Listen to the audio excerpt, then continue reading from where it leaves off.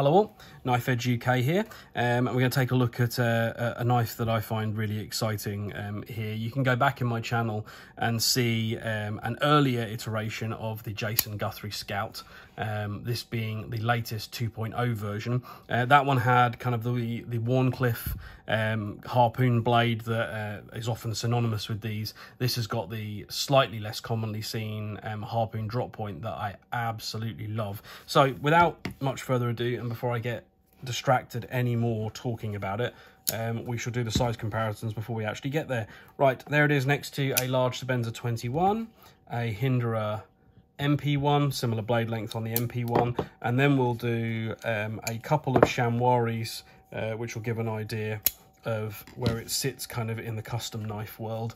As you can see, it's a little bit bigger than the 3-inch chamois and a little bit smaller than the 3.3-inch chamois, but it's got more of a feeling, you know, in terms of width and what have you, of the 3-inch than the it's got more of a feeling of the 3.3-inch than it has of the 3-inch. Anyway, so without much further ado, so if you go back, as I say, you'll find the original version, which was a frame lock.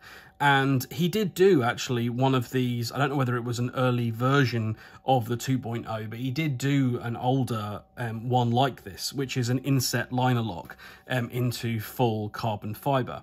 And the Jason Guthrie Scout is a knife which a lot of custom fans are going to know about, because he's a great maker and has had a lot of coverage over the years. And it's a very unique design. He didn't make Scouts for quite a while. In fact, in that previous video I mentioned that they weren't in production at the time. They since have been again. That knife is no longer with me anymore. That moved on to a different collector. But when I saw the 2.0s, I just fell in love. Although I was slightly worried, because while you have, you know, the gorgeous lines, to me, very, very few knives are as pretty as the Jason Guthrie Scout, particularly in this blade shape. I just think the lines are gorgeous. But the handle is completely carbon fibre with this leaf of inset titanium, which has been done here in a raindrop finish, like the pocket clip, and it makes for a very, very different knife. So before we go over the actual knife itself, I just want to touch on that.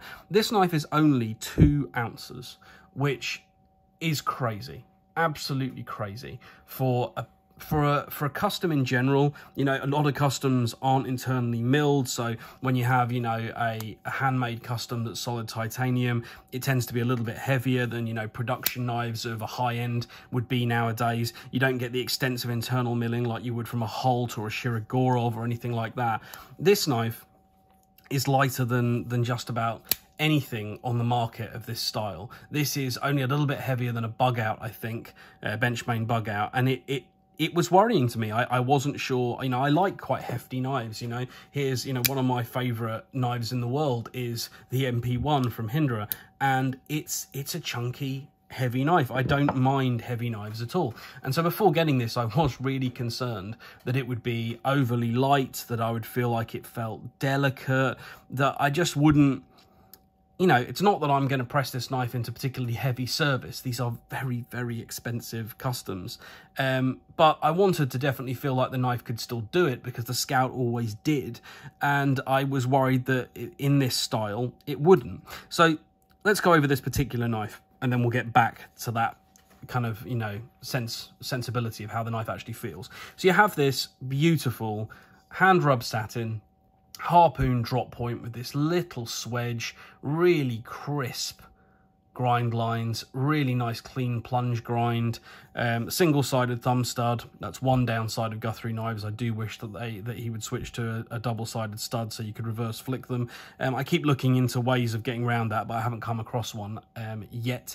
It's a beautiful blade. I find it so gorgeously proportioned. It's very thin behind the edge. The hand rub satin is one of the best in the business. It's so clean and crisp, very, you know, omnidirectional, monodirectional, something like that. Yeah, I don't know why I'm trying to be fancy. And then you've got the new logo that he does. I say new, this is the I say new only because this is the first time this logo has been used on Scouts. This beautiful, very classy, kind of handwritten script Guthrie logo, which I just love, and then it's mirrored as well on the pocket clip. And I just really like that. It's very clean and simple. The blade is M390. Alongside all those other features, and then we're on to the big change, because this is ostensibly, you know, what the kind of blade you would have found in the old Scouts. Then we have this solid carbon fibre handle. This one is in very plain, simple woven carbon fibre.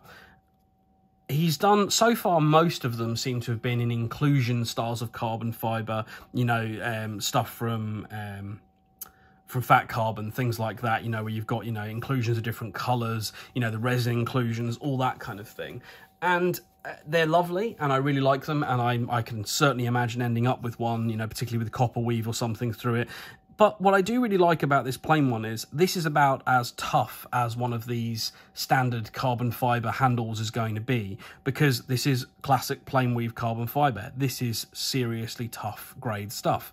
And so from my point of view, in some ways on this design, where it's, you know, ostensibly much more delicate in terms of its overall feeling than the solid titanium one would be, I really like the plain carbon fibre here. We then have this lock bar leaf, as I say, of titanium, which is screwed in underneath the pocket clip with 2 screws, like you'd find on a whole range of knives now. You know, a lot of the Holt knives now have an inset liner lock. You see it all the time from people like Herman. It's no longer an unusual thing in the industry. You see it quite often, and this one has been executed really well. It's not too heavy, but it feels very secure. Some of them have a huge amount of tension on them, I think probably because they are, you know, they feel thinner than other things would, but not a bit of it. This one feels solid as a rock. There is nothing in the movement of this knife. It from there has this lovely raindropping, which I'm going to struggle to get to show, I think, on the lock bar, and you can see it through the holes in the frame. Obviously he's gone with the lightning holes on this one. You don't have to have that if you manage to get a custom from him, but getting on his books is fiendishly difficult. Then you have his classic pocket clip from the old Scout sat on these standoffs, which is really nice. It works beautifully. It worked beautifully on the old knives. It works beautifully on this. It's got enough spring, but it doesn't feel delicate. It's got enough ramp, but it's not feelable in the hand to any great degree. It's really nicely done.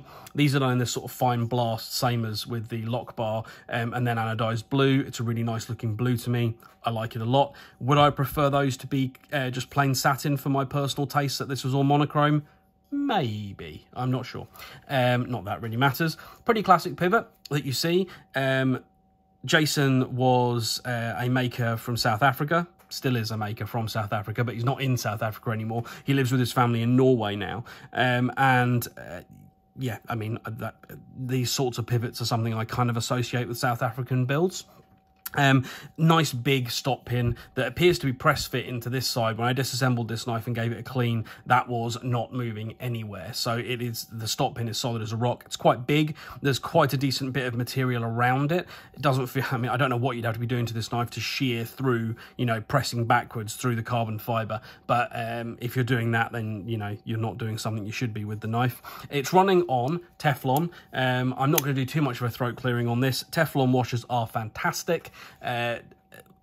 Jason was one of the main people to kind of, you know, revive the idea of Teflon after, you know, certain YouTube commentators, love you Nick, but you're wrong about Teflon washers, had kind of degraded Teflon to, you know, kind of being a pariah in the knife industry. That's very over dramatic, but you get what I mean. You know, I love Teflon. This is, you know, the Teflon actions, when they're good, are some of the best washer actions and some of the best knife actions you're ever going to feel. Jason's fantastic at it, and this is no exception. This is a relatively new knife. It's kind of just about breaking in now, and oh god, the way that it launches, its detent is so perfectly tuned.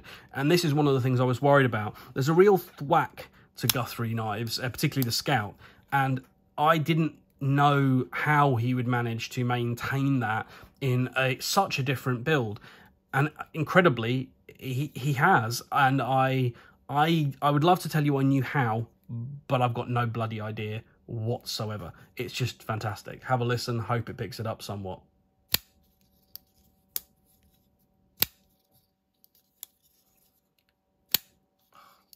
The detent, when the detent breaks, the blade just flies. It's perfectly tuned. You can't fail it.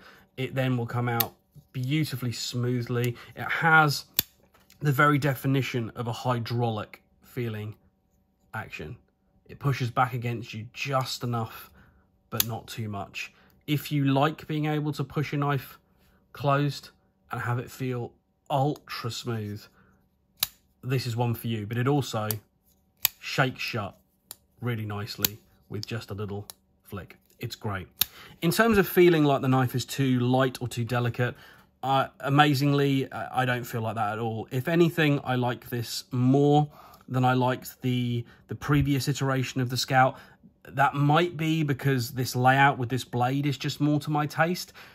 I don't think so, though. I think it is the overall feeling of uniqueness. Nothing else in my collection is so light, so beautifully refined in, and remember, this is a completely handmade knife, so beautifully refined in the way that it's finished. The chamfer work on this carbon fibre and this finger chamfer are just sensational. And I haven't bothered talking about this because I already talked about it in my previous video on the Scout, but it is so comfortable and you can still reach up. It's really good in the pinch grip. It's still everything the Scout was, now a bit more unique.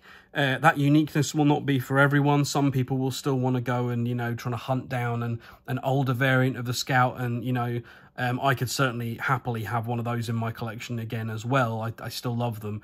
But this is, I don't really have anything negative to say about this knife at all. The lightness will not be for everyone. Apart from that, it is sensational. He absolutely nailed the 2.0. I love it.